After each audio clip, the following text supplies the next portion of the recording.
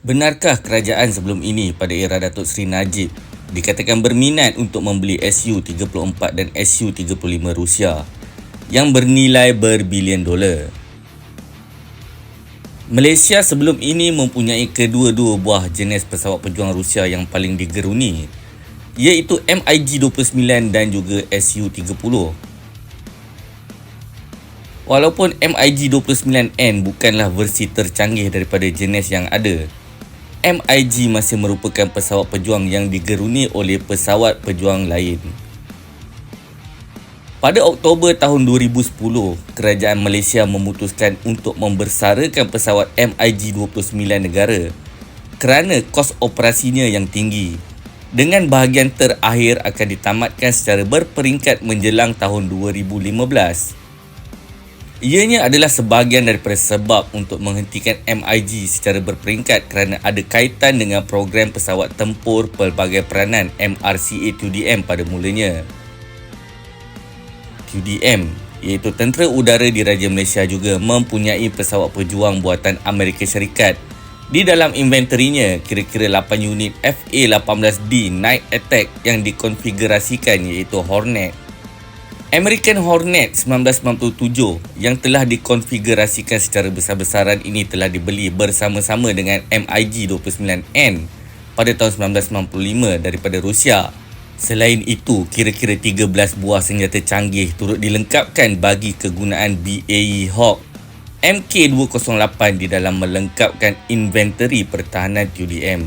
Akan tetapi, jet pejuang yang paling canggih berada di dalam inventori TUDM adalah 18 buah Sukhoi Su-30 MKM Super Flanker buatan Rusia sebenarnya, yang dibeli pada tahun 2003 dengan harga Amerika Syarikat $900 juta dengan penghantaran di antara tahun 2007 dan 2010.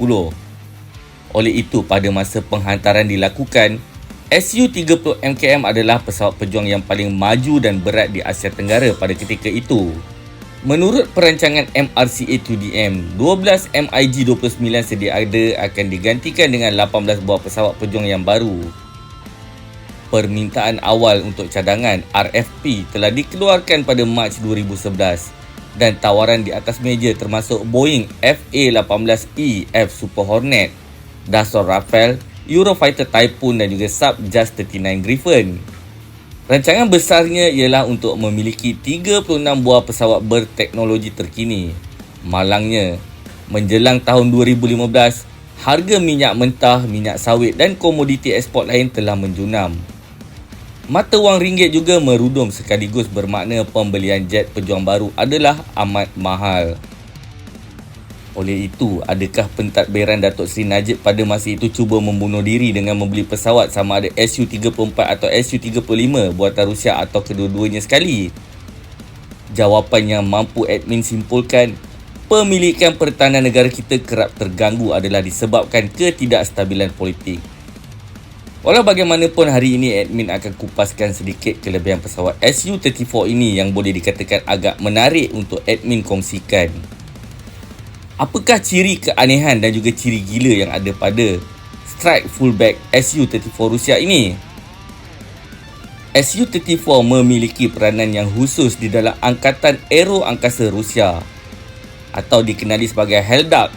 Ianya adalah gelaran bagi pesawat ini dan ianya tidak sama seperti pesawat pejuang yang lain, berikutan keupayaan untuk membawa bahan api yang luar biasa. Walaupun Su-34 mengekalkan banyak persamaan dengan Su-27 Flanker daripada mana asalnya ia diperolehi, bahagian hadapannya kelihatan amat berbeza secara radikal. Pertama sekali, kita patut melihat asal-usul fullback yang juga dikenali sebagai Hellduck atau Platypus, yang kini berkhidmat secara eksklusif di dalam pasukan aero angkasa Rusia. Konsep pesawat umum ini telah wujud sejak sekian lama, setelah pertama kali diperkenalkan sebagai pengganti Su-24 Fencer sayap Hayun semenjak tahun 1977. Pada peringkat awal, Soviet membayangkan Su-27 hanya diubah suai secara ringan, di mana penderia navigasi serangan sedia ada daripada Su-24 yang terbukti hanya perlu ditambah baik sedikit. Di dalam pada masa yang sama, tentera udara Soviet dilihat hanya suam-suam kuku untuk menerima cadangan ini.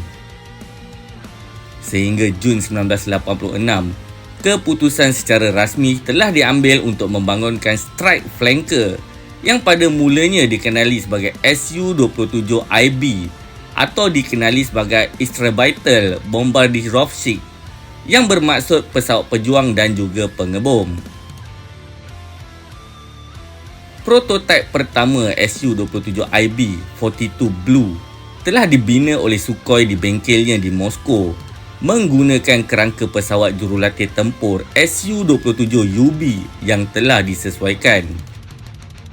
Kokpit dua tempat duduk dan juga tandem asal telah digantikan dengan fuselage hadapan yang serba baru dengan tempat duduk secara bersebelahan. Prototipe itu telah membuat penerbangan sulungnya pada 13 April 1990 dengan Anatoly Ivanov sebagai juruterbangnya. Program ini telah diteruskan di tengah-tengah gangguan keruntuhan Kesatuan Soviet dengan kilang pesawat di Novosibirsk yang sebelum ini juga telah membina Su-24 ditugaskan untuk melakukan pengeluaran berskala penuh. Sebuah pesawat pengeluaran siri pertama dari Novosibirsk telah terbang pada Disember 1993 dan awal tahun berikutnya Su-34 pula mula diumumkan. Beberapa pesawat pertama digunakan bagi ujian avionik tanpa senjata, tetapi program pembangunan adalah panjang dan hanya pada tahun 2000 barulah prototipe yang dilengkapi dengan radar dapat menggunakan sensor ini untuk pelancaran latihan peluru berpandu anti kapal. Pada tahun berikutnya, pesawat ke-6 telah diserahkan untuk ujian di kemudian ujian Aktubinsk sebagai Su-34 pertama dengan sud avionik yang penuh. Pada tahun 2003, tentera udara Rusia telah menyemak semula keperluannya untuk Su-34 dan pesawat ujian telah diolah semula bagi memenuhi spesifikasi baru yang lebih mencabar. Pesawat yang diolah semula meneruskan penilaian pada tahun 2006, satu proses yang mengambil masa hampir 4 tahun lagi.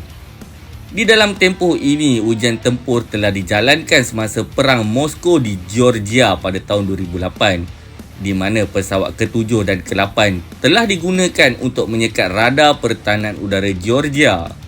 Pada September 2011, Ketua Komander Tentera Udara Rusia ketika itu, Alexander Zelin, secara rasmi mengesyorkan Su-34 diperkenalkan untuk perkhidmatan dan akhirnya pada Mac 2014, fullback telah ditugaskan secara penuh untuk berada di dalam perkhidmatan.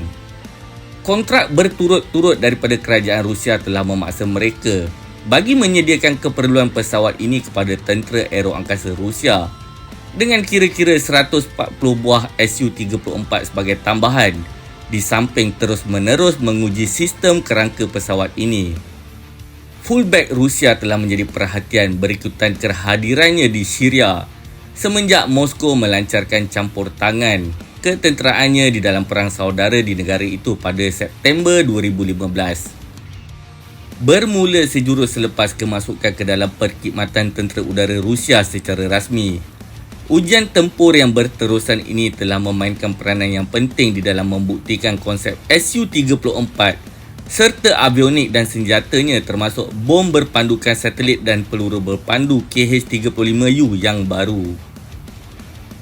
Ciri-ciri hidung platypus. Ciri pengecaman utama Su-34 adalah hidung yang berbentuk platypus dan agak besar.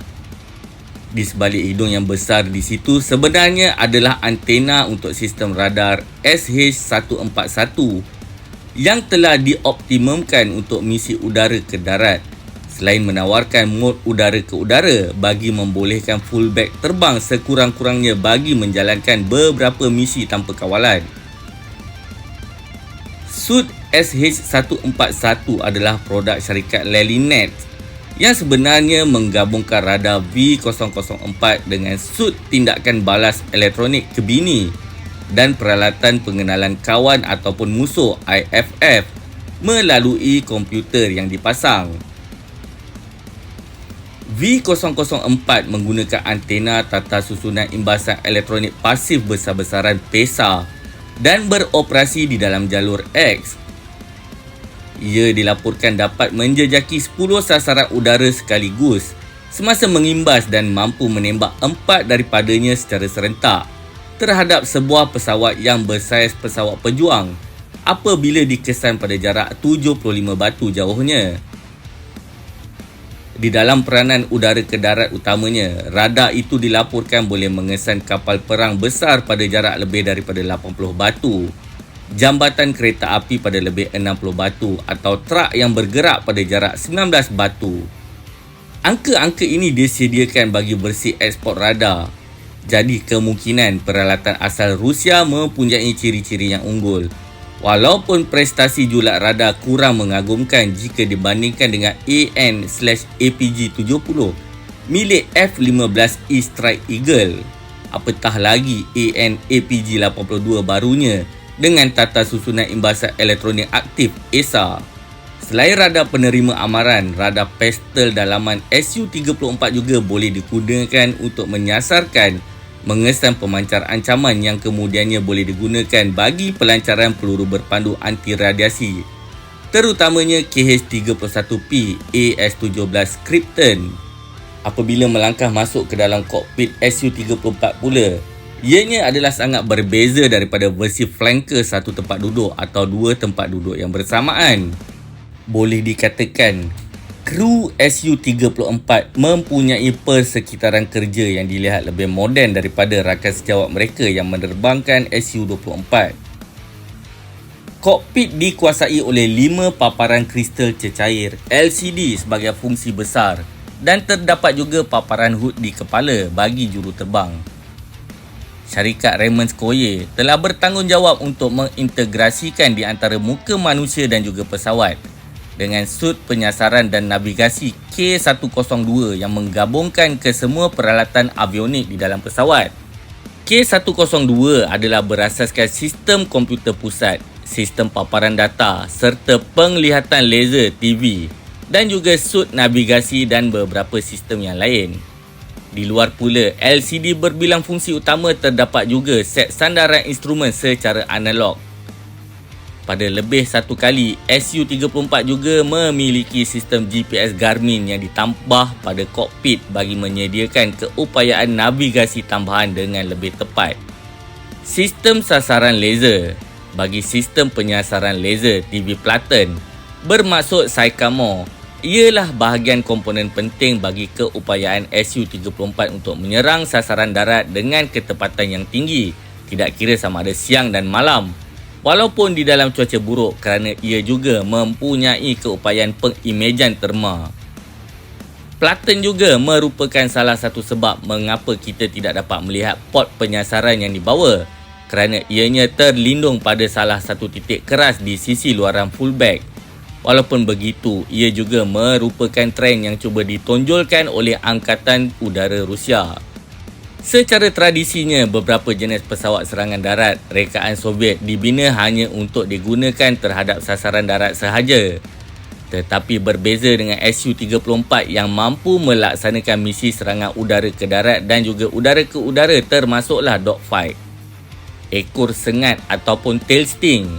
Satu lagi aspek Su-34 yang sering diperkatakan ialah ekornya juga diperbesarkan dan menonjol jauh melebihi 2 exhaust engine-nya yang mempunyai diameter yang jauh lebih besar daripada yang terdapat pada flanker yang lain. Sumber barat mendakwa bahawa ekor itu sebenarnya mengandungi radar untuk melihat ke belakang serta memberikan amaran tentang ancaman yang menghampiri pesawat itu daripada belakang. Apabila Rusia secara ringkas cuba memasarkan fullback sebagai pesawat serangan maritim berasaskan darat di bawah sebutan Su-32FN, terdapat persoalan mengenai tail sting yang menampung pengesan anomali magnetik MAD. Namun begitu, idea radar yang menghadap ke belakang akhirnya telah terbukti, termasuklah keupayaan untuk menyerang sasaran daripada arah belakang. Ini berkemungkinan adalah hasil gabungan program eksperimen di mana peluru berpandu udara ke udara pencari haba K-74 atau AA-11 Archer telah dilancarkan di dalam mod penembakan daripada belakang Su-34 ini.